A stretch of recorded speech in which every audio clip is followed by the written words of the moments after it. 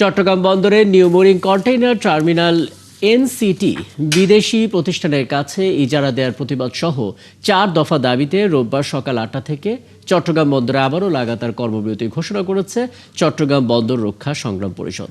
দুপুরে চট্টগ্রাম প্রেস ক্লাবে এক প্রেস কনফারেন্সে এই কর্মসূচির ঘোষণা দেন বন্দর রক্ষা সংগ্রাম পরিষদের সমন্বয়ক হুমায়ুন কবির। ঘোষণায় বলা হয়, কর্মবিরতির সময় বন্দরের বহির্নোঙরে অপারেশনাল কার্যক্রম বন্ধ থাকবে। এই সময় উপস্থিত ছিলেন আরেক সমন্বয়ক ইব্রাহিম খোকন।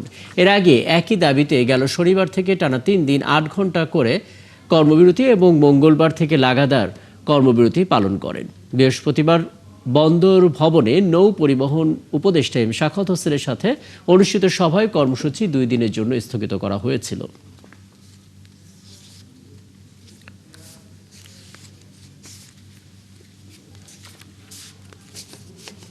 সাময়িক বরখাস্ত, পদাবনতি সহ নানা প্রকার শাস্তিমূলক ব্যবস্থা গ্রহণ করেছে তা বাতিল করে প্রত্যেক কর্মচারীকে চট্টগ্রাম বন্দরের স্ব-পদে পুনর্বহাল করতে হবে।